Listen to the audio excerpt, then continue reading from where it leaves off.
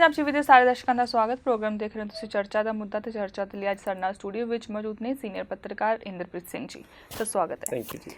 Sir ਸਭ ਤੋਂ ਪਹਿਲੇ ਤੇ ਲਗਾਤਾਰ ਵੱਖ-ਵੱਖ ਤਰ੍ਹਾਂ ਦੀਆਂ ਮੰਗਾਂ ਉੱਠ ਰਹੀਆਂ ਨੇ, ਸਿਆਸੀ ਲੀਡਰ ਵੀ ਹੁਣ ਲਗਾਤਾਰ ਜਿਹੜੇ ਮੁੱਦੇ ਚੱਕ ਰਹੇ ਨੇ ਤੇ ਕਾਂਗਰਸ ਪਾਰਟੀ ਵਿੱਚ ਵੀ ਨਵਜੋਤ ਸਿੰਘ ਸਿੱਧੂ ਹਮੇਸ਼ਾ ਹੀ ਕਾਫੀ ਐਕਟਿਵ ਨਜ਼ਰ ਆਉਂਦੇ ਨੇ ਪੰਜਾਬ ਦੇ ਮੁੱਦਿਆਂ ਨੂੰ ਲੈ ਕੇ ਵੀ। ਸਮ ਟਾਈਮ ਉਹਨਾਂ ਦਾ ਇੱਦਾਂ ਵੀ ਹੁੰਦਾ ਕਿ ਉਹਨਾਂ ਨੇ ਆਪਣੇ ਆਪ ਨੂੰ ਉਭਾਰਨ ਲਈ ਵੀ ਕੁਝ ਮੁੱਦੇ ਚੁੱਕਦੇ ਨੇ, ਪਰ ਕੁਝ ਮੁੱਦੇ ਵਾਕਈ ਪੰਜਾਬ ਨਾਲ ਜੁੜੇ ਹੋਏ ਜਿਹੜੇ ਸੀਰੀਅਸ ਮੁੱਦੇ ਵੀ ਹੁੰਦੇ ਨੇ। ਹੁਣ ਉਹਨਾਂ ਵੱਲੋਂ ਜਿਹੜੀ ਮੰਗ ਕੀਤੀ ਜਾ ਰਹੀ ਹੈ ਪਾਕਿਸਤਾਨ ਦੇ ਨਾਲ ਵਪਾਰ ਖੋਲ੍ਹਣ ਦੀ ਮੰਗ ਜਿਹੜੀ ਕੀਤੀ ਜਾ ਰਹੀ ਹੈ, ਸੀਐਮ ਚੰਨੀ ਵੀ ਇਸ ਦੀ ਮੰਗ ਕਰਦੇ ਨੇ, ਪਰ ਕੈਪਟਨ ਅਮਰਿੰਦਰ ਸਿੰਘ ਤੇ ਮਨੀਸ਼ ਤਿਵਾੜੀ ਇਸ ਦਾ ਵਿਰੋਧ ਕਰਦੇ ਨੇ। ਸੋ ਕਿਵੇਂ ਦੇਖਦੇ ਹੋ ਇਸ ਨੂੰ? ਦੇਖੋ, ਮੈਂ ਤਿੰਨੋਂ ਜਿੰਨੇ ਵੀ ਲੀਡਰਸ ਨੇ ਇਹਨਾਂ ਦੀ ਸੁਣੀਆਂ ਸਟੇਟਮੈਂਟਸ ਜੋ ਵੀ ਇਹਨਾਂ ਦੀਆਂ ਆਈਆਂ ਨੇ। ਕੱਲ੍ਹ ਕੈਪਟਨ ਅਮਰਿੰਦਰ ਸਿੰਘ ਹੋਰਾਂ ਨੇ ਤਾਂ ਉੱਥੇ ਜਿਹੜਾ ਹੈਗਾ ਆਪਣੇ ਇਸ ਚੀਜ਼ ਦਿੱਤੀ ਹੈਗੀ ਹੈ, ਜਿਹੜੀ ਪ੍ਰੈਸ ਕਾਨਫਰੰਸ ਉਹਨਾਂ ਨੇ ਕੀਤੀ ਸੀ। ਮੈਨੂੰ ਇਹ ਲੱਗ ਰਿਹਾ ਕਿ ਜਿਹੜਾ ਬੰਦਾ ਪੰਜਾਬ 'ਚ ਪੋਲੀਟਿਕਸ ਕਰ ਰਿਹਾ ਹੈ ਜਾਂ ਪੰਜਾਬ ਦੀ ਪੋਲੀਟਿਕਸ ਕਰ ਰਿਹਾ ਹੈ, ਉਹ ਬੰਦਾ ਕਿਵੇਂ ਪਾਕਿਸਤਾਨ ਨਾਲ ਵਪਾਰ ਕਰਨ ਦਾ ਵਿਰੋਧ ਕਰ ਸਕਦਾ ਹੈ? ਇਹ ਗੱਲ ਮੇਰੇ ਮਤਲਬ ਉਸ 'ਚ ਉਤਰ ਨਹੀਂ ਰਹੀ ਮਿਜ਼ਾਜ 'ਚ ਵੀ ਇਹ ਕਿਵੇਂ ਵਿਰੋਧ ਹੋ ਸਕਦਾ। ਖਾਸ ਤੌਰ 'ਤੇ ਕੈਪਟਨ ਅਮਰਿੰਦਰ ਸਿੰਘ ਵਰਗੇ ਬੰਦੇ ਜਿਹੜੇ 2 ਵਾਰ ਚੀਫ ਮਿਨਿਸਟਰ ਰਹਿ ਚੁੱਕੇ ਹੈ ਔਰ ਉਹਨਾਂ ਨੂੰ ਪਤਾ ਹੈ ਕਿ ਪੰਜਾਬ ਦੇ ਵਿੱਚ ਮਤਲਬ ਅਗਰ ਰੈਵਨਿਊ ਦੇ ਰਿਸੋਰਸ ਨਹੀਂ ਵਧਣਗੇ ਤਾਂ ਪੰਜਾਬ ਦੀ ਹਾਲਤ ਕੀ ਹੋਣ ਜਾ ਰਹੀ ਹੈ। ਅਸੀਂ ਟੋਟਲੀ ਲੈਂਡਲੌਕ ਸਟੇਟ ਹਾਂ। ਮਤਲਬ ਤੁਸੀਂ ਦੇਖੋ, ਇੱਕ ਪਾਸੇ 511 ਕਿਲੋਮੀਟਰ ਦੀ ਇਹ ਬਾਰਡਰ ਹੈ ਜਿਹੜੀ ਟੋਟਲ ਸੀਲਡ ਹੈ। ਮਤਲਬ ਇੱਕ ਬੰਦਾ ਉੱਧਰ ਨਹੀਂ ਜਾ ਸਕਦਾ, ਇੱਕ ਬੰਦਾ ਇੱਧਰ ਨਹੀਂ ਜਾ ਸਕਦਾ, ਠੀਕ ਹੈ, ਟੋਟਲ ਸੀਲ। ਦੂਸਰੇ ਪਾਸੇ ਹਿਮਾਚਲ ਸ਼ੁਰੂ ਹੋ ਗਿਆ, ਪਹਿਲਾਂ ਜੰਮੂ ਕਸ਼ਮੀਰ ਸ਼ੁਰੂ ਹੋ ਗਿਆ, ਜੰਮੂ ਤੋਂ ਬਾਅਦ ਫਿਰ ਚੰਡੀਗੜ੍ਹ ਤੱਕ ਹਿਮਾਚਲ ਦੀ ਸਰਹੱਦਾਂ ਲੱਗ ਜਾਂਦੀਆਂ। ਇਹ ਟੋਟਲ ਜਿਹੜੀ ਸਟੇਟਾਂ ਨੇ, ਇਹ ਦੋਨੋਂ ਸਟੇਟਾਂ ਨੂੰ ਇਹਨਾਂ ਨੇ ਟੈਕਸ ਹੌਲੀਡੇਜ਼ ਦਿੱਤੇ ਹੋਏ ਨੇ। 2004 'ਚ ਹੀ ਵਾਜਪੇਈ ਸਾਹਿਬ ਦੀ ਗੌਰਮੈਂਟ ਵੇਲੇ, ਇਹ 2003 'ਚ ਹੀ ਵਾਜਪੇਈ ਸਾਹਿਬ ਦੀ ਜਦੋਂ ਗੌਰਮੈਂਟ ਸੀ, ਉਹਨਾਂ ਨੇ ਇਹ ਟੈਕਸ ਹੌਲੀਡੇਜ਼ ਹਿਲੀ ਸਟੇਟਸ ਨੂੰ ਦਿੱਤੇ ਸੀ ਸਾਰਿਆਂ ਨੂੰ। ਟੋਟਲ ਜਿੰਨਾ ਵੀ ਟੈਕਸਿਸ ਲੱਗਦੇ ਹੈ, ਚਾਹੇ ਉਹ ਇਨਕਮ ਟੈਕਸ ਹੋਏ, ਸੇਲ ਟੈਕਸ ਹੋਏ, ਵੈਟ ਹੋਏ, ਜੋ ਵੀ ਕਿਸੇ ਤਰ੍ਹਾਂ ਦੇ ਟੈਕਸਿਸ ਨੇ, ਉਹ ਸਾਰੀ ਤਰ੍ਹਾਂ ਦੀ ਉਹਨਾਂ ਉਦਯੋਗਾਂ ਨੂੰ ਛੂਟ ਸੀ ਜਿਹੜੇ ਉੱਥੇ ਲੱਗਣਗੇ ਉਸ ਪੀਰੀਅਡ 'ਚ। ਤੁਸੀਂ ਇਹ ਦੇਖੋ ਵੀ ਉਹਦੇ ਨਾਲ ਮੈਨੂੰ ਯਾਦ ਹੈ ਇੱਕ 2010 ਦੇ ਵਿੱਚ ਸ਼ਾਇਦ ਇੱਕ ਪਟੀਸ਼ਨ ਪੰਜਾਬ ਸਰਕਾਰ ਨੇ ਤਿਆਰ ਕੀਤੀ ਸੀ, ਪਾਈ ਨਹੀਂ ਪਰ ਤਿਆਰ ਕੀਤੀ ਸੀ। ਉਹਨਾਂ ਨੇ 10,000 ਕਰੋੜ ਰੁਪਏ ਦਾ ਹਰਜਾਨਾ ਪਾਇਆ ਸੀ ਗੌਰਮੈਂਟ ਆਫ ਇੰਡੀਆ ਦੇ ਉੱਤੇ ਕਿ ਜੀ ਤੁਹਾਡੀ ਇਸ ਪੋਲਿਸੀ ਨਾਲ ਸਾਡੀ ਸਾਰੀ ਇੰਡਸਟਰੀ ਜਿਹੜੀ ਆ ਉਹ ਸ਼ਿਫਟ ਹੋ ਗਈ ਹਿਲੀ ਸਟੇਟਸ 'ਚ। ਨੈਚੁਰਲੀ ਹੈ, ਮੰਨ ਲਓ ਕੋਈ ਬਟਾਲੇ ਦੇ ਵਿੱਚ ਇੰਡਸਟਰੀ ਲੱਗੀ ਹੋਈ ਹੈ ਕਿਸੇ ਬੰਦੇ ਦੀ, ਹੈ ਨਾ, ਔਰ ਉਹਨੇ ਜਾ ਕੇ ਪਠਾਨਕੋਟ ਦੇ ਪਰਲੇ ਪਾਸੇ ਹਿਮਾਚਲ 'ਚ ਲਗਾ ਲਈ। ਉਹਨੂੰ ਕਿੰਨਾ ਕੁ ਫਰਕ ਪਿਆ? ਹਾਰਡਲੀ 70-80 ਕਿਲੋਮੀਟਰ ਉਹ ਟੱਪ ਕੇ ਪਰਲੇ ਪਾਸੇ ਗਿਆ ਔਰ ਉੱਥੇ ਉਹਨੂੰ ਬਿਜਲੀ, ਰਿਆਇਤਾਂ ਮਿਲ ਰਹੀਆਂ। ਹਾਂ, ਬਿਜਲੀ ਮੁਫਤ ਦੇ ਪਾ, ਜ਼ਮੀਨ ਮੁਫਤ ਦੇ ਪਾ, ਕੋਈ ਟੈਕਸ ਨਹੀਂ। ਮੈਨੂੰ ਯਾਦ ਹੈ ਉਦੋਂ ਅਜੀਜ਼ ਪ੍ਰੇਮ ਜੀ ਹੋਰਾਂ ਨੇ ਇੱਕ ਪ੍ਰੋਜੈਕਟ ਲਗਾਇਆ ਸੀ ਹਿਮਾਚਲ ਦੇ ਵਿੱਚ ਕਿਤੇ, ਅਤੇ ਉਹਨਾਂ ਨੇ ਬੱਦੀ 'ਚ, ਔਰ ਉਹਨਾਂ ਨੇ ਉਹ ਲਿਆਤਾ ਸੀ ਪ੍ਰੋਜੈਕਟ ਆਪਣਾ ਇੱਧਰੋਂ ਆਂਧਰਾ ਪ੍ਰਦੇਸ਼ 'ਚੋਂ। ਉਹ ਉਸ 'ਤੇ 20 ਕਰੋੜ ਰੁਪਇਆ ਖਰਚ ਹੋਇਆ ਅਤੇ ਆਪ ਹੀ ਖੁਦ ਹੀ ਉਹਨਾਂ ਨੇ ਸਟੇਟਮੈਂਟ ਦਿੱਤੀ। ਉਹ ਬੜੇ ਵਧੀਆ ਜੀ, ਪਾਰਦਰਸ਼ੀ ਜਿਹਾ ਬੰਦਾ ਮੈਂ ਉਹਨਾਂ ਵਰਗਾ ਨਹੀਂ ਦੇਖਿਆ, ਅਤੇ ਖੁਦ ਹੀ ਉਹਨਾਂ ਨੇ ਸਟੇਟਮੈਂਟ ਦਿੱਤੀ ਕਿ ਇੰਨਾ ਤਾਂ ਮੇਰਾ 1 ਸਾਲ ਦੇ ਵਿੱਚ ਹੀ ਨਿਕਲਿਆ ਆ। ਉਹ ਕਹਿੰਦਾ ਵੀ ਜਿੰਨੀ ਇਨਵੈਸਟਮੈਂਟ ਮੈਂ ਇੱਥੇ ਕੀਤੀ ਉਹਨਾਂ ਤਾਂ ਮੇਰਾ 1 ਸਾਲ ਦੇ ਵਿੱਚ ਹੀ ਨਿਕਲਿਆ ਆ। ਤੁਸੀਂ ਦੇਖੋ, ਇਹਦਾ ਮਤਲਬ ਅਗਰ ਅਜੀਜ਼ ਪ੍ਰੇਮ ਜੀ ਦਾ 1 ਸਾਲ 'ਚ ਹੀ ਨਿਕਲਿਆ ਤਾਂ ਬਾਕੀਆਂ ਦਾ ਵੀ ਇੱਦਾਂ ਹੀ ਹੋਊਗਾ। ਅਤੇ ਉਸ ਤੋਂ ਅਗਲੇ ਜਿਹੜੇ ਸਾਲ ਨੇ, 15 ਸਾਲ ਹੋਰ ਜਿਹੜੇ ਅਗਲੇ ਨੇ, ਉਹਨਾਂ 'ਚ ਦੇਖੋ ਕਿੰਨਾ ਮਤਲਬ ਇਹਨਾਂ ਇੰਡਸਟਰੀਆਂ ਨੂੰ ਫਾਇਦਾ ਹੁੰਦਾ ਹੈ। ਲੇਕਿਨ ਨੁਕਸਾਨ ਕਿਹਦਾ ਹੋਇਆ? ਪੰਜਾਬ ਦਾ ਨੁਕਸਾਨ। ਮਤਲਬ ਅਸੀਂ ਹੁਣ ਮੈਂ ਤੁਹਾਨੂੰ ਦੱਸਦਾ ਵੀ ਪੰਜਾਬ ਇਸ ਤਰ੍ਹਾਂ ਬਣ ਚੁੱਕਿਆ। ਆਹ ਸਾਰੀ ਪਾਕਿਸਤਾਨ ਨਾਲ ਲੱਗੀ ਹੋਈ ਹੈ, ਇਹ ਸਾਰੀ ਇਹਦੇ ਨਾਲ ਲੱਗੀ ਹੈ। ਯਾਨੀ ਕਿ ਇਸ ਇੱਧਰੋਂ ਅਸੀਂ ਜਿਹੜਾ ਹਰਿਆਣੇ ਦੇ ਨਾਲ ਵਾਲਾ ਬਾਰਡਰ ਹੈ, ਇੱਥੋਂ ਤੋਂ ਲੈ ਕੇ ਅਸੀਂ ਇੱਧਰ ਘੁੰਮ ਕੇ ਉੱਪਰ ਪੂਰਾ ਜਿਹੜਾ ਚੰਡੀਗੜ੍ਹ ਤੱਕ ਆ ਜਾਈਏ ਤਾਂ ਸਾਨੂੰ ਕਿਤੇ ਵੀ ਇੰਡਸਟਰੀ ਲਗਾਉਣ ਦਾ ਕੋਈ ਫਾਇਦਾ ਹੈ ਹੀ ਨਹੀਂ। ਇੱਧਰ ਟੈਕਸ ਹੌਲੀਡੇਜ਼ ਨੇ, ਉੱਧਰੋਂ ਅਸੀਂ ਲਗਾ ਨਹੀਂ ਸਕਦੇ। ਰਹਿ ਕਿਹੜਾ ਗਿਆ? ਬਸ ਆਹ ਦਿੱਲੀ ਦਾ, ਮਤਲਬ ਇੱਕ ਦਿੱਲੀ ਵਾਲੇ ਪਾਸੇ ਨੂੰ ਹੀ ਸਾਡੇ ਕੋਲ ਇੱਕ ਰਾਹ ਖੁੱਲ੍ਹਾ ਹੈ ਜਿੱਧਰ ਅਸੀਂ ਜਾ ਸਕਦੇ ਹਾਂ। ਉੱਥੇ NCR ਵਾਲਿਆਂ ਨੇ ਘਿਰਿਆ ਹੋਇਆ। ਸਾਰੀ ਜਿੰਨੀਆਂ ਕੰਪਨੀਆਂ ਨੇ ਵੱਡੀਆਂ, ਉਹ ਪ੍ਰੈਫਰ ਕਰਦੀਆਂ ਨੇ ਕਿ ਅਸੀਂ NCR ਦੇ ਵਿੱਚ ਆਪਣੀ ਕਿਤੇ ਲਗਾਈਏ, ਕਿ ਉੱਥੇ ਦਿੱਲੀ ਦਾ ਵੀ ਫਾਇਦਾ ਮਿਲੇ, ਹਰਿਆਣੇ ਦਾ ਵੀ ਫਾਇਦਾ ਮਿਲੇ, ਯੂਪੀ ਦਾ ਵੀ ਫਾਇਦਾ ਮਿਲੇ, ਇਸ ਤਰ੍ਹਾਂ ਦੀਆਂ ਸਟੇਟਾਂ ਦੇ ਵਿੱਚ ਉਹ ਉੱਥੇ ਪ੍ਰੈਫਰ ਕਰਦੇ, ਯਾਨੀ ਉੱਥੋਂ ਵੀ ਸਾਨੂੰ ਵੱਡਾ ਨਿਵੇਸ਼ ਨਹੀਂ ਆ ਰਿਹਾ। ਇਸ ਕਰਕੇ ਤੁਸੀਂ ਅਗਰ ਦੇਖੋਗੇ ਕਿ ਸਾਨੂੰ ਜਿਹੜਾ ਨਿਵੇਸ਼ ਆਇਆ ਹੈ ਉਹ ਅਸੀਂ ਆਪਣੇ ਟੈਕਸ ਜਿਹੜੇ ਹੈਗੇ ਨੇ ਉਹ ਸਰੈਂਡਰ ਕਰਨ ਦੇ ਉੱਤੇ ਸਾਨੂੰ ਮਿਲੇ ਨੇ। ਹੋਇਆ ਕਿ ਜਦੋਂ ਇਹ ਟੈਕਸ ਹੌਲੀਡੇਜ਼ ਦੇ ਤੇ ਸਾਡੀ ਇੰਡਸਟਰੀ ਜਾਣ ਲੱਗੀ ਤਾਂ ਅਕਾਲੀ ਬੀਜੇਪੀ ਨੇ ਫਿਰ ਇੱਕ ਪਾਲਿਸੀ ਇਹ ਕੱਢੀ ਕਿ ਜੀ ਅਸੀਂ ਇੱਥੇ ਮਤਲਬ ਉਹ ਕਰ ਲੈਂਦੇ ਹਾਂ ਕਿ ਅਸੀਂ ਵੀ ਸਾਰੇ ਟੈਕਸ ਹੌਲੀਡੇਜ਼ ਦੇ ਦਈਏ ਉਹਨਾਂ ਨੂੰ, ਤਾਂ ਜਾ ਕੇ ਕਿਤੇ ਮਾੜੀ ਮੋਟੀ ਇੰਡਸਟਰੀ ਆਈ। ਪਰ ਆਪਣਾ ਅਸਲ 'ਚ ਇਸ਼ੂ ਥੋੜ੍ਹਾ ਜਿਹਾ ਡੀਰੇਲ ਹੋ ਰਿਹਾ ਸੀ। ਮੈਂ ਸੀ ਹੁਣ ਵਪਾਰ ਫਿਰ ਪਾਕਿਸਤਾਨ ਨਾਲ ਕਰਨ ਦਾ। ਹੁਣ ਨਵਜੋਤ ਸਿੱਧੂ ਕਹਿ ਰਹੇ ਕਿ ਪਾਕਿਸਤਾਨ ਨਾਲ ਵਪਾਰ ਕਰਨ 'ਚ ਲਗਭਗ 5000 ਕਰੋੜ ਰੁਪਏ ਦਾ ਬਿਜ਼ਨਸ ਇੱਥੋਂ ਹੋਣ ਦੀ ਸੰਭਾਵਨਾ ਹੈ, ਆਯਾਤ ਵੀ ਔਰ ਨਿਰਯਾਤ ਵੀ।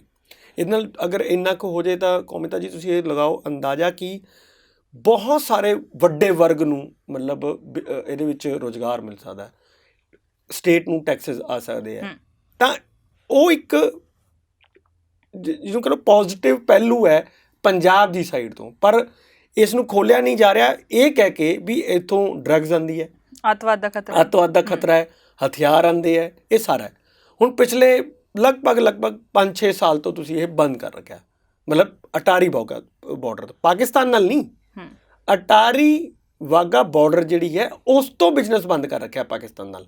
ਪਾਕਿਸਤਾਨ ਨਾਲ ਬਿਜ਼ਨਸ ਚੱਲ ਰਿਹਾ, ਉਹ ਚੱਲ ਰਿਹਾ ਬੰਬੇ ਕਰਾਚੀ ਵਾਲੀ ਜਿਹੜੀ ਰੂਟ ਹੈ, ਉਸ ਰੂਟ ਤੋਂ। ਮੇਰਾ ਸਵਾਲ ਸਿਰਫ ਇਹ ਹੈ ਵੀ ਜਿਹੜੇ ਬੰਦੇ ਵੀ ਇਹ ਕਹਿੰਦੇ ਹੈ ਕਿ ਜੀ ਉੱਥੋਂ ਹਥਿਆਰ ਆਉਂਦੇ ਆ, ਇਸ ਕਰਕੇ ਅਸੀਂ ਪਾਕਿਸਤਾਨ ਨਾਲ ਕੋਈ ਬਿਜ਼ਨਸ ਨਹੀਂ ਕਰਾਂਗੇ ਉਦੋਂ ਤੱਕ ਜਦ ਤੱਕ ਇਹ ਹਥਿਆਰ ਨਹੀਂ ਭੇਜਣੇ ਬੰਦ ਕਰਦਾ, ਜਦ ਤੱਕ ਇਹ ਸਾਡੇ ਸੈਨਿਕ ਮਾਰਨੇ ਬੰਦ ਨਹੀਂ ਕਰਦਾ, ਜਿਵੇਂ ਕੱਲ੍ਹ ਕੈਪਟਨ ਅਮਰਿੰਦਰ ਸਿੰਘ ਨੇ ਕਿਹਾ, ਅਸੀਂ ਉਦੋਂ ਤੱਕ ਬਿਜ਼ਨਸ ਨਹੀਂ ਕਰਾਂਗੇ। ਭਾਈ ਕੈਪਟਨ ਅਮਰਿੰਦਰ ਸਿੰਘ ਵਰਗਾ ਬੰਦਾ ਇਹ ਕਹਿ ਰਿਹਾ, ਹੱਦ ਹੋ ਗਈ ਹੈ। ਤਾਂ ਮਤਲਬ ਤੁਸੀਂ ਇਹ ਕਹਿਣਾ ਹੈ ਵੀ ਅਸੀਂ ਪਾਕਿਸਤਾਨ ਨਾਲ ਕੋਈ ਵਪਾਰ ਨਹੀਂ ਕਰਨਾ, ਤਾਂ ਇਹ ਐਜ਼ ਪੋਲਿਸੀ ਮੈਟਰ ਲੈ ਕੇ ਆਓ ਕਿ ਭਾਰਤ ਪਾਕਿਸਤਾਨ ਨਾਲ ਕੋਈ ਵਪਾਰ ਨਹੀਂ ਕਰੇਗਾ, ਨਾ ਅਸੀਂ ਕੋਈ ਚੀਜ਼ ਲਵਾਂਗੇ ਨਾ ਕੋਈ ਚੀਜ਼ ਦੇਵਾਂਗੇ। ਫਿਰ ਅਟਾਰੀ ਤੋਂ ਬੰਦ ਤੇ ਉੱਥੋਂ ਵੀ ਬੰਦ ਕਰੋ, ਉਧਰੋਂ ਵੀ ਬੰਦ ਹੋਣਾ ਚਾਹੀਦਾ, ਬਿਜ਼ਨਸ ਉੱਥੋਂ ਵੀ ਬੰਦ ਕਰੋ।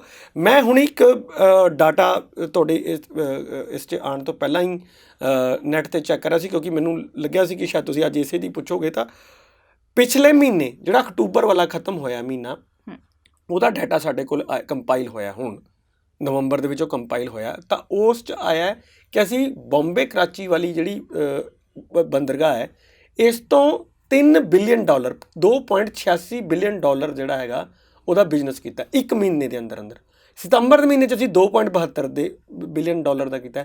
ਲਗਭਗ ਇਹੀ ਰੇਸ਼ੋ ਹਰ ਮਹੀਨੇ 'ਚ ਜਾਂਦੀ ਹੈ, ਥੋੜ੍ਹੀ ਬਹੁਤ ਘੱਟਦੀ ਹੋਏਗੀ, ਲੇਕਿਨ ਇਹੀ ਜ਼ਿਆਦਾ ਰੇਸ਼ੋ ਹੈ।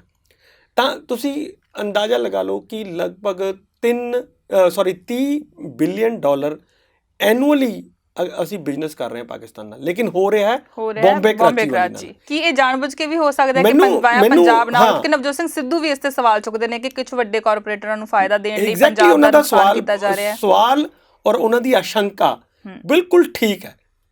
ਦੇਖੋ ਮੈਂ ਇਸ ਗੱਲ ਤੇ ਬਾਰ-ਬਾਰ ਕਿਉਂ ਜ਼ੋਰ ਦੇ ਰਿਹਾ ਕਿ ਜੇ ਤਾਂ ਸਵਾਲ ਸਿਰਫ ਹਥਿਆਰ ਇੱਧਰ ਆਉਣ ਦਾ ਜਾਂ ਸੈਨਿਕ ਇੱਧਰ ਆਉਣ ਦਾ ਜਾਂ ਅੱਤਵਾਦੀ ਇੱਧਰ ਆਉਣ ਦੀ ਗੱਲ ਹੈ ਤਾਂ ਫਿਰ ਸਾਰੇ ਮੁਲਕ 'ਚ ਬੰਦ ਹੋ ਜਾਣਾ ਚਾਹੀਦਾ, ਫਿਰ ਉਹ ਵੀ ਨਹੀਂ ਚੱਲਣਾ ਚਾਹੀਦਾ। ਪਰ ਇੱਧਰਲਾ ਬੰਦ ਕਰਕੇ ਉੱਧਰਲਾ ਚੱਲ ਰਿਹਾ, ਤਾਂ ਇਹਦੇ ਪਿੱਛੇ ਇਹ ਲੱਗ ਰਿਹਾ ਕਿ ਦੋਨੋਂ ਸਾਈਡਾਂ ਦੀ, ਉਹ ਪਾਕਿਸਤਾਨ ਦੀ ਵੀ ਔਰ ਸਾਡੀ ਵੀ, ਪਾਕਿਸਤਾਨ 'ਚ ਲਾਹੌਰ ਵਰਸਸ ਕਰਾਚੀ ਹੈ, ਸਾਡੇ 'ਚ ਇੱਥੇ ਹੁਣ ਬੰਬੇ ਵਰਸਸ ਪੰਜਾਬ ਹੋ ਗਿਆ, ਉੱਥੇ ਵੀ ਆਉਣ ਨਹੀਂ ਦੇ ਰਹੇ। ਹੁਣ ਤੁਸੀਂ ਇਹ ਦੇਖੋ ਕਿ ਪਿੱਛੇ ਜੇ ਕਾਫੀ ਟਾਈਮ ਪਹਿਲਾਂ ਦੀ ਗੱਲ ਮੈਂ ਤੁਹਾਨੂੰ ਦੱਸ ਰਿਹਾ ਵੀ ਅੱਜ ਹੋ ਸਕਦਾ ਕਿ ਇਹ ਗੱਲ ਨੂੰ 8-10 ਸਾਲ ਪਹਿਲਾਂ ਹੋ ਗਏ ਹੁਣ, ਤਾਂ ਵੀ ਇਹ ਇਸ਼ੂਜ਼ ਆਏ ਸੀਗੇ, ਉਦੋਂ ਵੀ ਵਪਾਰ ਬੰਦ ਕਰਤਾ ਸੀਗਾ। ਤਾਂ ਜਿੰਨੀ ਕਣਕ ਜਾ ਰਹੀ ਸੀ ਪੰਜਾਬ 'ਚੋਂ ਹਰਿਆਣੇ 'ਚੋਂ, ਮਤਲਬ ਕਣਕ ਚੱਕ ਰਹੇ ਸੀ ਅਸੀਂ, ਮਤਲਬ ਗਵਰਨਮੈਂਟ ਆਫ ਇੰਡੀਆ ਚੱਕ ਰਹੀ ਸੀ, ਵਾਇਆ ਬੰਬੇ ਕਰਾਚੀ ਲਾਹੌਰ ਭੇਜ ਰਹੀ ਸੀ। ਰੂਟ ਦੇਖੋ ਕਿੱਥੋਂ ਘੁਮਾ ਕੇ ਭੇਜ ਰਹੇ ਆ। 12 ਰੁਪਏ ਦੀ ਕਣਕ ਖਰੀਦ ਰਹੇ ਸੀ ਇੱਥੇ, ਮਤਲਬ ਪੰਜਾਬ 'ਚੋਂ, ਔਰ ਉੱਥੇ ਰਿਪੋਰਟ ਆਈ ਕਿ 50 ਰੁਪਏ ਕਣਕ ਦਾ ਰੇਟ ਹੈ ਪਾਕਿਸਤਾਨ ਦੇ ਵਿੱਚ। ਤੁਸੀਂ ਜਿਹੜਾ 50 ਕਿਲੋਮੀਟਰ ਮਤਲਬ ਅਸੀਂ ਸਿੱਧਾ ਇੱਥੋਂ ਬਾਰਡਰ ਟਪਾਉਂਦੇ ਲਾਹੌਰ 'ਚ ਪਹੁੰਚਾ ਸਕਦੇ 50 ਕਿਲੋਮੀਟਰ, ਉਹ ਅਸੀਂ ਕਿੱਥੇ ਬੰਬੇ ਪਹਿਲਾਂ ਲੈ ਕੇ ਜਾ ਰਹੇ ਹਾਂ 2500-2600 ਕਿਲੋਮੀਟਰ, ਫਿਰ ਉਹ ਬੰਦਰਗਾਹ ਰਾਹੀਂ ਕਰਾਚੀ ਜਾ ਰਿਹਾ, ਫਿਰ ਉਨਾ ਹੀ 2500-2600 ਕਿਲੋਮੀਟਰ ਲਾਹੌਰ ਆ ਰਿਹਾ ਹੈ।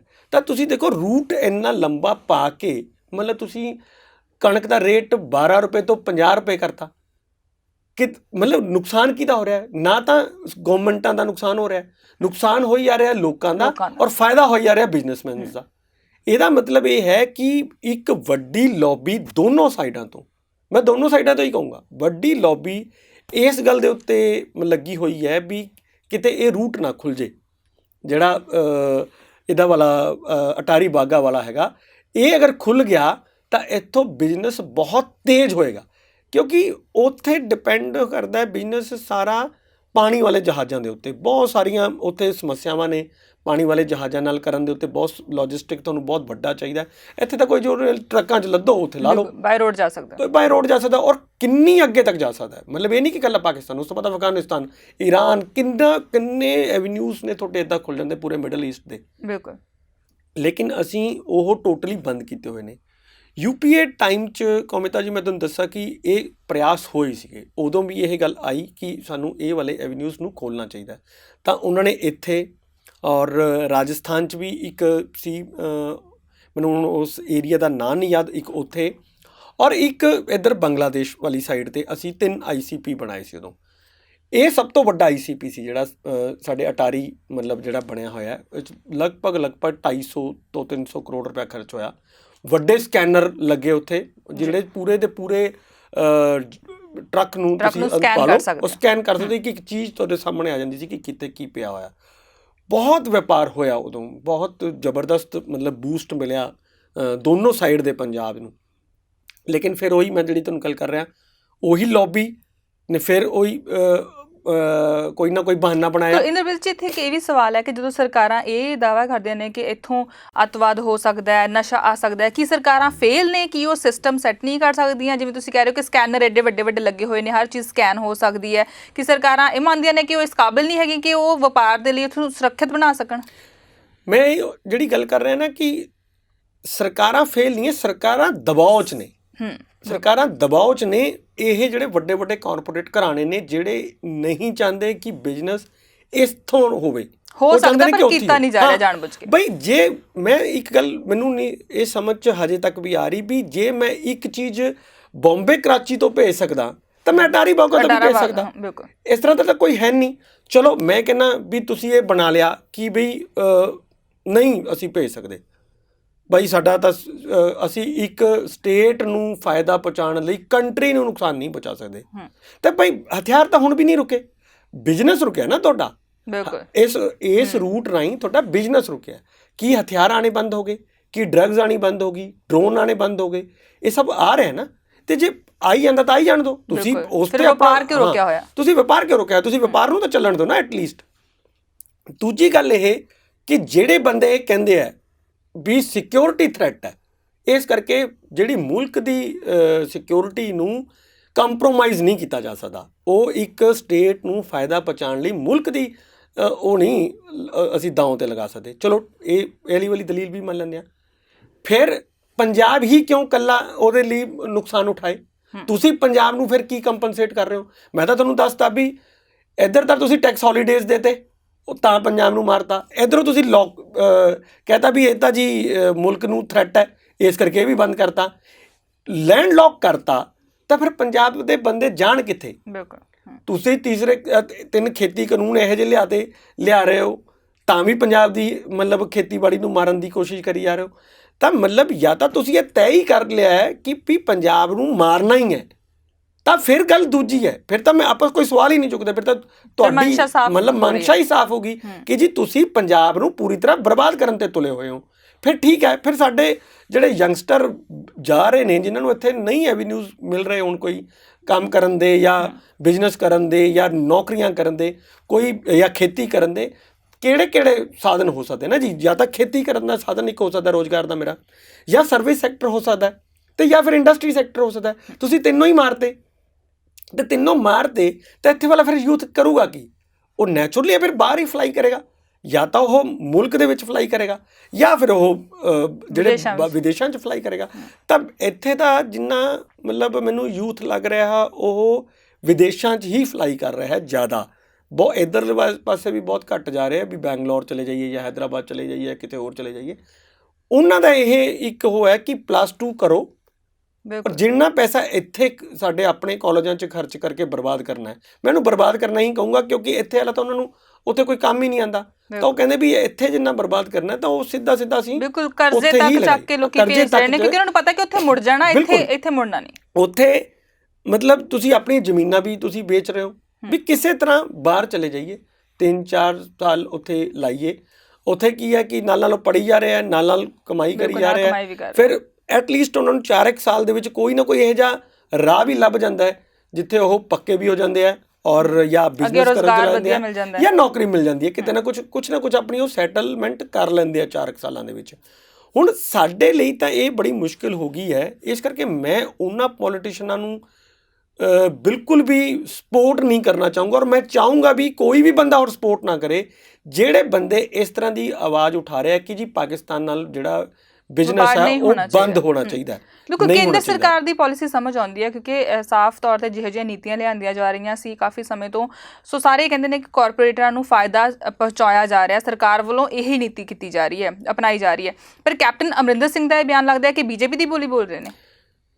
ਕੈਪਟਨ ਸ਼ੁਰੂ ਤੋਂ ਹੀ ਮਤਲਬ ਉਹਨਾਂ ਦੇ ਬਾਰੇ ਇਹ ਰਿਹਾ ਹੈ ਕਿ ਉਹ ਮਤਲਬ ਇਸ ਤਰ੍ਹਾਂ ਦੇ ਬਿਆਨ ਦਿੰਦੇ ਨੇ ਜਿਹੜੇ ਬੀਜੇਪੀ ਦੀ ਵਿਚਾਰਧਾਰਾ ਜਾਂ ਜਿਹੜੀ ਉਹਨਾਂ ਦੀ ਮਤਲਬ ਕਹਿ ਲਓ ਕਿ ਪਾਲਿਸੀ ਨਾਲ ਮੇਲ ਜਾਂ ਖਾਂਦੇ ਹੁੰਦੇ ਆ, ਤਾਂ ਇਸ ਕਰਕੇ ਕਿਹਾ ਜਾਂਦਾ ਕਿ ਉਹ ਉਹਨਾਂ ਦੇ ਹੀ ਨੇ। ਉਹ ਛਵੀ ਬਣ ਗਈ ਹੈ, ਉਹ ਖੁਦ ਹੀ ਟੁੱਟ ਨਹੀਂ ਰਹੀ ਹੈ। ਤਾਂ ਹੁਣ ਤਾਂ ਜਦੋਂ ਉਹਨਾਂ ਨੇ ਕਹਿ ਹੀ ਦਿੱਤਾ ਕਿ ਉਹ ਬੀਜੇਪੀ ਨਾਲ, ਤਾਂ ਫਿਰ ਤਾਂ ਸਾਫ਼ ਹੀ ਹੋ ਗਿਆ ਕਿ ਉਹ ਬੀਜੇਪੀ ਨਾਲ ਹੀ ਜਾ ਰਹੇ ਨੇ ਜਾਂ ਬੀਜੇਪੀ ਦੀ ਹੀ ਬੋਲੀ ਬੋਲਦੇ ਨੇ। ਤਾਂ ਮੈਨੂੰ ਲੱਗਦਾ ਕਿ ਵੀ ਇਹ ਜਿਹੜਾ ਇਹ ਵੀ ਬਿਆਨ ਹੈ ਇਹ ਉਸੇ ਹੀ ਵਿਚਾਰਧਾਰਾ ਤੋਂ ਆਇਆ ਹੋਇਆ ਬਿਆਨ ਹੈ। ਨਹੀਂ ਤਾਂ ਜਿਹੜਾ ਬੰਦਾ ਪੰਜਾਬ ਦਾ ਚੀਫ ਮਿਨਿਸਟਰ ਰਿਹਾ ਹੋਵੇ ਉਹ ਤਾਂ ਇਹ ਮੈਂ ਕਹਿੰਦਾ ਟੋਲਰੇਟ ਹੀ ਨਹੀਂ ਕਰ ਸਕਦਾ ਕਿ ਇਸ ਤਰ੍ਹਾਂ ਦਾ ਬਿਆਨ ਦਿੱਤਾ ਜਾਏ ਜਾਂ ਕੋਈ ਹੋਰ ਦੇਵੇ ਕਿ ਜੀ ਪਾਕਿਸਤਾਨ ਨਾਲ ਸਾਡਾ ਬਿਜ਼ਨਸ ਨਹੀਂ ਹੋਣਾ ਚਾਹੀਦਾ, ਸਿਰਫ ਇਸ ਕਰਕੇ ਵੀ ਉਹ ਸਾਡੇ ਇੱਥੇ ਸੈਨਿਕ ਗਤੀਵਿਧੀਆਂ ਜਿਹੜੀਆਂ ਹੈ ਉਹਨੂੰ ਵਧਾਵਾ ਦਿੰਦੇ ਨੇ। ਤਾਂ ਉਹ ਤਾਂ ਮੁਲਕ ਲਈ ਹੋ ਗਿਆ ਨਾ, ਉਹ ਪੰਜਾਬ 'ਚ ਵਧਾਵਾ ਥੋੜ੍ਹੀ ਦੇ ਰਹੇ ਨੇ, ਉਹ ਤਾਂ ਇੰਡੀਆ 'ਚ ਵਧਾਵਾ ਦੇ ਰਹੇ ਨੇ। ਇੰਡੀਆ ਦਾ ਮਤਲਬ ਪੰਜਾਬ ਨਹੀਂ ਹੋਇਆ ਨਾ ਫਿਰ। ਇੰਡੀਆ ਉਹ ਠੀਕ ਹੈ ਕਿ ਰੂਟ ਹੀ ਹੁਣ ਇਹ ਹੈ, ਤਾਂ ਇੱਥੇ ਵਧਾਵਾ ਮਿਲ ਰਿਹਾ। ਤਾਂ ਜਾਂ ਤਾਂ ਤੁਸੀਂ ਗਵਰਨਮੈਂਟ ਆਫ ਇੰਡੀਆ ਪੰਜਾਬ ਨੂੰ ਕੰਪਨਸੇਟ ਕਰੇ, ਸੇਮ ਟੈਕਸ ਹੌਲੀਡੇਜ਼ ਜਿਸ ਤਰ੍ਹਾਂ ਦੇ ਉੱਥੇ ਦਿੱਤੇ ਹੋਏ ਨੇ, ਬਾਰਡਰ ਸਟੇਟ ਮੰਨ ਕੇ ਪੰਜਾਬ ਨੂੰ ਉਸ ਤਰ੍ਹਾਂ ਦੇ ਸਾਰੇ ਟੈਕਸ ਹੌਲੀਡੇਜ਼ ਇੱਥੇ ਦੇਵੇ ਤਾਂ ਕਿ ਇੱਥੇ ਇੰਡਸਟਰੀ ਫਲਰਿਸ਼ ਕਰੇ। ਫਿਰ ਠੀਕ ਹੈ, ਸਾਨੂੰ ਕੋਈ ਮਤਲਬ ਨਹੀਂ ਪੰਜਾਬ ਪਾਕਿਸਤਾਨ ਨਾਲ ਅਸੀਂ ਵਪਾਰ ਕਰੀਏ, ਪਰ ਜੇ ਨਹੀਂ ਕਰਨਾ ਤਾਂ ਐਟਲੀਸਟ ਫਿਰ ਇਹ ਖੋਲ੍ਹੋ, ਵਪਾਰ ਖੋਲ੍ਹੋ। ਇੰਨਾ ਵੱਡਾ ਤੁਸੀਂ ਇਨਫਰਾਸਟਰਕਚਰ ਉੱਥੇ ਖੜਾ ਕਰਤਾ, ਇੰਨਾ ਮਤਲਬ ਲੋਕ ਵਪਾਰ ਇੱਥੇ ਬਣੇ। ਤੁਸੀਂ ਮੈਂ ਤੁਹਾਨੂੰ ਇੱਕ ਹੋਰ ਉਦਾਹਰਣ ਦੇਵਾਂ ਇਹਦੇ ਵਿੱਚ, ਯੂਪੀਏ ਦੇ ਟਾਈਮ ਜਦੋਂ ਇਹ ਪਾਲਿਸੀਆਂ ਬਣ ਰਹੀਆਂ ਸੀ, ਤੁਹਾਨੂੰ ਯਾਦ ਹੋਊਗਾ ਜਿਹੜੇ ਸਾਡੇ ਇੱਥੇ 3 ਨਿੱਜੀ ਥਰਮਲ ਪਲਾਂਟ ਲੱਗੇ ਹੈਗੇ ਹੈ ਉਹ ਉਸੇ ਦੂਰ ਅੰਦੇਸ਼ੀ ਤੋਂ ਲਗਾਏ ਸੀਗੇ, ਕਿਉਂਕਿ ਉਦੋਂ ਪਾਕਿਸਤਾਨ ਦੇ ਵਿੱਚ ਹੁਣ ਵੀ ਪਾਕਿਸਤਾਨ ਵੱਲੋਂ ਬਹੁਤ ਵੱਡੀ ਡਿਮਾਂਡ ਹੈ ਕਿ ਸਾਨੂੰ ਬਿਜਲੀ ਦੇ ਦਿਓ। ਇਹ ਜਿਹੜੇ ਲਗਾਏ ਸੀ ਥਰਮਲ ਪਲਾਂਟ ਇਸੇ ਉਹਦੇ ਵਿੱਚ ਲਗਾਏ ਸੀ ਕਿ ਇੱਥੇ ਅਗਰ ਬਿਜਲੀ ਐਕਸਟਰਾ ਹੋ ਜਾਏ ਤਾਂ ਅਸੀਂ ਉਹਨਾਂ ਨੂੰ ਦੇ ਦਈਏ।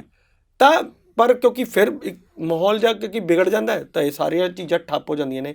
ਮੈਨੂੰ ਲੱਗਦਾ ਕਿ ਕਿਤੇ ਨਾ ਕਿਤੇ ਦੋਨਾਂ ਮੁਲਕਾਂ ਨੂੰ ਇਸ ਗੱਲ ਦੇ ਉੱਤੇ ਤਾਂ ਸਹਿਮਤੀ ਕਰਨੀ ਚਾਹੀਦੀ ਹੈ ਕਿ ਪੋਲੀਟੀਕਲ ਲੜਾਈ ਉਹਨਾਂ ਦੀ ਜਿਸ ਤਰ੍ਹਾਂ ਦੀ ਵੀ ਹੈਗੀ ਹੈ, ਜਿਸ ਮਰਜ਼ੀ ਲੈਵਲ 'ਤੇ ਲੜੋ, ਪਰ ਜਿਹੜਾ ਇਕੋਨਮੀ ਹੈ ਇਹਨੂੰ ਨਾ ਰੋਕੋ। ਇਹ ਬਿਜ਼ਨਸ ਨਹੀਂ ਰੁਕਣੇ ਚਾਹੀਦੇ, ਬਿਜ਼ਨਸ ਲੋਕਾਂ ਨੂੰ ਨੇੜੇ ਲੈ ਕੇ, ਕਿਉਂਕਿ ਇਸ ਦਾ ਪੰਜਾਬ ਤੇ ਪਾਕਿਸਤਾਨ ਦੋਨਾਂ ਨੂੰ ਫਾਇਦਾ ਹੋਏਗਾ। ਜਿਸਨੇ ਸਮਾਨ ਵੇਚਣਾ ਉਸ ਨੂੰ ਵੀ ਫਾਇਦਾ ਹੋਏਗਾ, ਖਰੀਦਣ ਵਾਲੇ ਨੂੰ, ਬਿਲਕੁਲ ਖਰੀਦਣ ਵਾਲੇ ਨੂੰ ਵੀ ਫਾਇਦਾ ਹੋਏਗਾ। ਇੰਦਰਪ੍ਰੀਤ ਜੀ, ਬਹੁਤ ਵਧੀਆ ਤਰੀਕੇ ਨਾਲ ਤੁਸੀਂ ਸਮਝਾਇਆ ਕਿ ਜੇ ਸਾਡਾ ਪਾਕਿਸਤਾਨ ਦੇ ਨਾਲ ਵਪਾਰ ਵਾਇਆ ਅਟਾਰੀ ਵਾਘਾ ਖੁੱਲ੍ਹਦਾ ਹੈ ਤਾਂ ਕੀ ਜਿਹੜਾ ਫਾਇਦਾ ਪੰਜਾਬ ਨੂੰ ਹੋ ਸਕਦਾ ਹੈ, ਤੇ ਜੇ ਨਹੀਂ ਖੋਲ੍ਹਿਆ ਜਾ ਰਿਹਾ ਤਾਂ ਕੀ ਮਨਸ਼ਾ ਸਰਕਾਰ ਦੀ ਲੱਗਦੀ ਹੈ। ਸੋ ਇੱਥੇ ਰੁਕ ਰਹੇ ਹਾਂ ਕਿ ਛੋਟੇ ਜਿਹੇ ਬ੍ਰੇਕ ਲਈ। ਬ੍ਰੇਕ ਤੋਂ ਬਾਅਦ ਮੁੜ ਹਾਜ਼ਰ ਹੋਵਾਂਗੇ।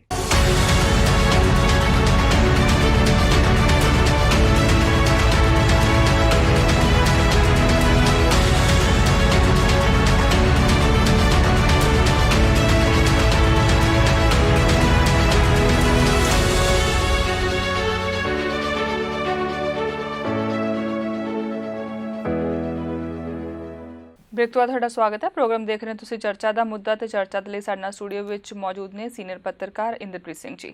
ਸਰ, ਹੁਣ ਜੇ ਸਿਆਸੀ ਹਲਚਲ ਦੀ ਗੱਲ ਕਰ ਲਈਏ ਅਸੀਂ ਪੰਜਾਬ ਦੇ ਵਿੱਚ, ਤਾਂ ਲਗਾਤਾਰ ਕੈਪਟਨ ਅਮਰਿੰਦਰ ਸਿੰਘ ਇੱਕ ਪਾਸੇ ਬਿਆਨ ਦੇ ਰਹੇ ਨੇ ਕਿ ਢੀਂਡਸਿਆਂ ਨਾਲ ਮਿਲ ਕੇ ਤੇ ਬੀਜੇਪੀ ਨਾਲ ਮਿਲ ਕੇ ਉਹ ਪੰਜਾਬ ਦੇ ਵਿੱਚ ਜਿਹੜਾ ਸਰਕਾਰ ਬਣਾਉਣਗੇ। ਪਰ ਕੱਲ੍ਹ ਜੋ ਮੀਟਿੰਗ ਅਕਾਲੀ ਦਲ ਸੰਯੁਕਤ ਦੀ ਹੋਈ ਹੈ ਉਸ ਦੇ ਵਿੱਚ ਉਹਨਾਂ ਦੀ ਸਹਿਮਤੀ ਨਹੀਂ ਬਣ ਪਾਈ ਬੀਜੇਪੀ ਦੇ ਨਾਲ ਜਾਣ ਦੀ। ਕਿਤੇ ਨਾ ਕਿਤੇ ਕੁਝ ਧਿਰਾਂ ਇਹ ਮੰਨਦੀਆਂ ਨੇ ਕਿ ਬੀਜੇਪੀ ਨੂੰ ਅਜੇ ਵੀ ਲੋਕ ਐਕਸੈਪਟ ਨਹੀਂ ਕਰ ਰਹੇ, ਕਿਉਂਕਿ ਜੋ ਖੇਤੀ ਅੰਦੋਲਨ ਦਾ ਨੁਕਸਾਨ ਬੀਜੇਪੀ ਨੂੰ ਹੋਇਆ, ਅਜੇ ਤੱਕ ਉਹ ਸੀ ਭਰਪਾਈ ਜਿਹੜੀ ਆ ਨਹੀਂ ਹੋ ਪਾ ਰਹੀ।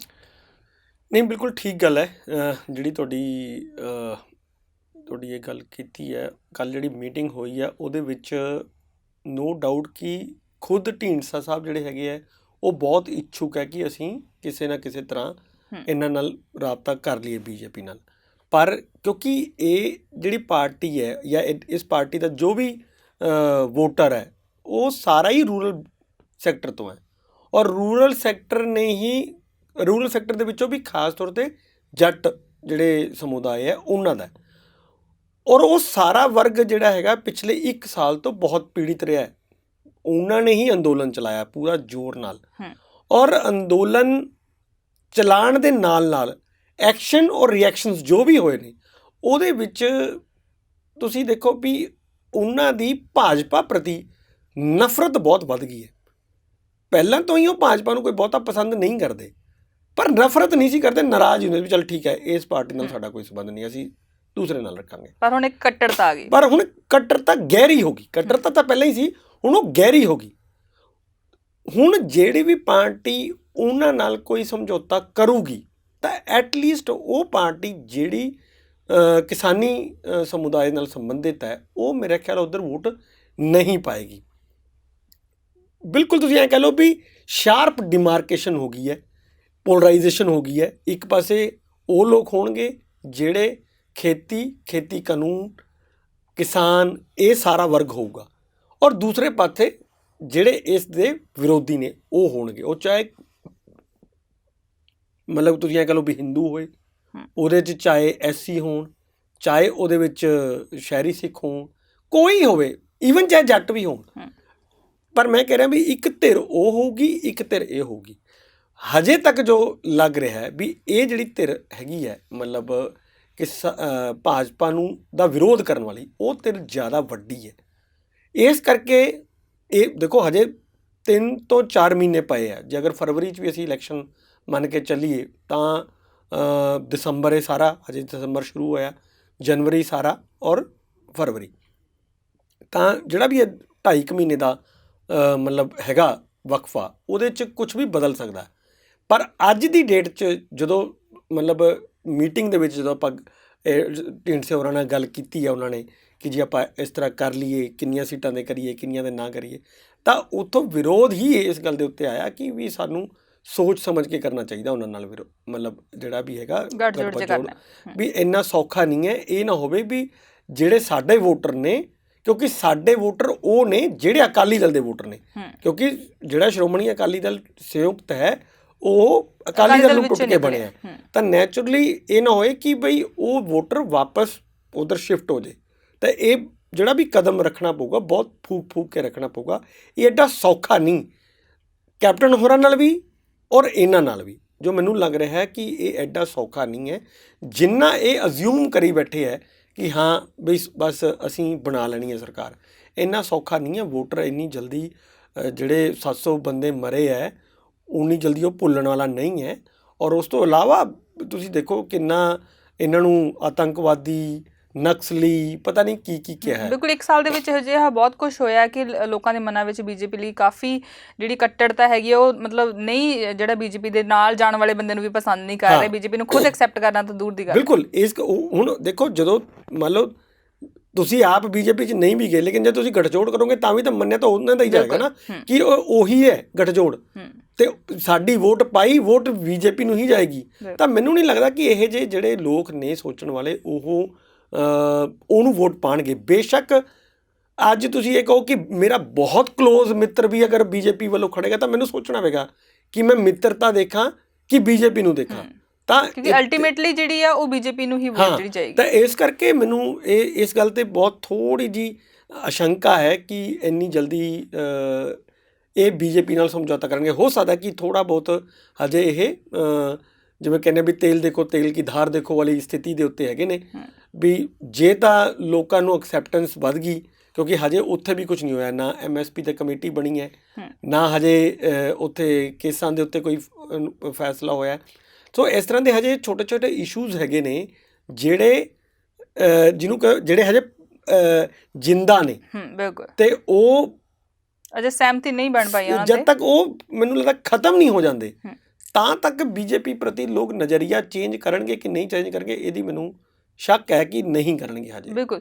ਹੁਣ ਇਸ ਦੇ ਨਾਲ ਜੇ ਅਸੀਂ ਕਾਂਗਰਸ ਦੀ ਗੱਲ ਕਰ ਲਈਏ ਤਾਂ ਕਾਂਗਰਸ ਦੇ ਵਿੱਚ ਵੱਖ-ਵੱਖ ਕਮੇਟੀਆਂ ਹਾਈਕਮਾਨ ਵੱਲੋਂ ਬਣਾਈਆਂ ਗਈਆਂ ਨੇ। ਸੁਨੀਲ ਕੁਮਾਰ ਜਾਖੜ ਥੋੜ੍ਹੇ ਨਾਰਾਜ਼ ਚੱਲ ਰਹੇ ਸੀ, ਉਹ ਪਤਾ ਵੀ ਚੱਲ ਰਿਹਾ ਸੀ ਉਹਨਾਂ ਦੇ ਟਵੀਟ ਜਿਸ ਤਰੀਕੇ ਦੇ ਆ ਰਹੇ ਸੀ, ਕਿਉਂਕਿ ਜਦੋਂ CM ਬਣਾਇਆ ਗਿਆ ਚੰਨੀ ਨੂੰ ਤੇ ਚਰਨਜੀਤ ਸਿੰਘ ਚੰਨੀ ਨੂੰ ਤੇ ਨਵਜੋਤ ਸਿੰਘ ਸਿੱਧੂ ਨੂੰ ਪ੍ਰਧਾਨਗੀ ਬਣਾਉਣ ਤੱਕ ਤਾਂ ਫਿਰ ਵੀ ਕਿਤੇ ਨਾ ਕਿਤੇ ਠੀਕ ਲੱਗ ਰਿਹਾ ਸੀ। ਉਸ ਤੋਂ ਬਾਅਦ ਜੋ ਕੁਛ ਹਲਚਲ ਹੋਈ ਲੱਗ ਰਿਹਾ ਸੀ ਸੁਨੀਲ ਕੁਮਾਰ ਜਾਖੜ ਕਾਫੀ ਨਾਰਾਜ਼ ਚੱਲ ਰਹੇ ਨੇ। ਸੋ ਵੱਖ-ਵੱਖ ਕਮੇਟੀਆਂ ਬਣਾਈਆਂ ਗਈਆਂ, ਉਹਨਾਂ ਵਿੱਚ ਕਮੇਟੀਆਂ ਦੇ ਇੰਚਾਰਜ ਲਗਾਇਆ ਗਿਆ, ਸੁਨੀਲ ਕੁਮਾਰ ਜਾਖੜ ਨੂੰ ਵੀ ਉਸ ਦੇ ਵਿੱਚ ਲਗਾਇਆ ਗਿਆ, ਫਿਰ ਪ੍ਰਤਾਪ ਸਿੰਘ ਬਾਜਵਾ ਨੂੰ ਵੀ ਉਸ ਵਿੱਚ ਥਾਂ ਦਿੱਤੀ ਗਈ ਹੈ। ਕੀ ਲੱਗਦਾ ਹੈ ਕਿ ਕਿਤੇ ਨਾ ਕਿਤੇ ਕਵਰ ਕਰਨ ਦੀ ਕੋਸ਼ਿਸ਼ ਕੀਤੀ ਗਈ ਹੈ? ਐਕਚੁਅਲੀ ਕੌਮਿਤਾ ਜੀ, ਇਹ ਜਿਹੜੀ ਸਾਰੀ ਪ੍ਰੋਬਲਮ ਹੈ ਨਾ, ਇਹ ਹੈ ਸੈਕਿੰਡ ਲਾਈਨ ਲੀਡਰਸ਼ਿਪ ਦੇ ਵਿੱਚੋਂ ਕਿਸੇ ਇੱਕ ਨੂੰ ਲੀਡਰ ਮੰਨਣਾ। ਜਦ ਤੱਕ ਕੈਪਟਨ ਅਮਰਿੰਦਰ ਸਿੰਘ ਸੀਗੇ ਉਦੋਂ ਤੱਕ ਤਾਂ ਸੀ ਕਿ ਵੀ ਸਾਰੇ ਬੰਦੇ ਉਹਨਾਂ ਨਾਲ ਹੀ ਉਹਨਾਂ ਦੀ ਲੀਡਰਸ਼ਿਪ ਦੇ ਥੱਲੇ ਕੰਮ ਕਰ ਰਹੇ ਤਾਂ ਸਭ ਆਪਣੀ ਆਪਣੀ ਜਗ੍ਹਾ 'ਤੇ ਸੈੱਟ ਹੀ ਸੀ। ਕੋਈ ਪ੍ਰਧਾਨ ਸੀ, ਕੋਈ ਕੀ ਸੀਗਾ, ਕੋਈ ਕੀ ਸੀ, ਕਿਸੇ ਨੂੰ ਮੰਤਰੀ ਬਣਾਤਾ, ਕਿਸੇ ਨੂੰ ਰਾਜ ਸਭਾ 'ਚ ਭੇਜਤਾ, ਕਿਸੇ ਨੂੰ ਕੀ, ਇਹ ਸਾਰੇ ਐਡਜਸਟਮੈਂਟਾਂ ਸੀਗੀਆਂ। ਪਰ ਹੁਣ ਜਿਹੜਾ ਮਤਲਬ ਤੁਸੀਂ ਕਹਿ ਲਓ ਕੈਪਟਨ ਅਮਰਿੰਦਰ ਸਿੰਘ ਹਟ ਗਏ ਹੈ, ਹੁਣ ਉਹ ਜਿਹੜੀ ਇੱਕ ਲੀਡਰਸ਼ਿਪ ਵਾਲੀ ਗੱਲ ਹੈ ਉਹਦੇ ਵਿੱਚ ਇਹਨਾਂ 'ਚੋਂ ਕਿਸੇ ਇੱਕ ਨੂੰ ਬਣਨਾ, ਚਾਹੇ ਉਹ ਮੁੱਖ ਮੰਤਰੀ ਹੋਵੇ ਚਾਹੇ ਪ੍ਰਧਾਨ ਹੋਵੇ। ਇਹ ਦੋ ਪੋਸਟਾਂ ਨੇ, ਉੱਥੇ ਦੋ ਹੀ ਜਾ ਸਕਦੇ ਹੈ, ਹੁਣ ਜ਼ਿਆਦਾ ਤਾਂ ਜਾ ਨਹੀਂ ਸਕਦੇ। ਤਾਂ ਇਸ ਕਰਕੇ ਮੈਕਸੀਮਮ ਸਭ ਦੀ ਕੋਸ਼ਿਸ਼ ਹੈ ਕਿ ਮੈਂ ਚਲਾ ਜਾਵਾਂ।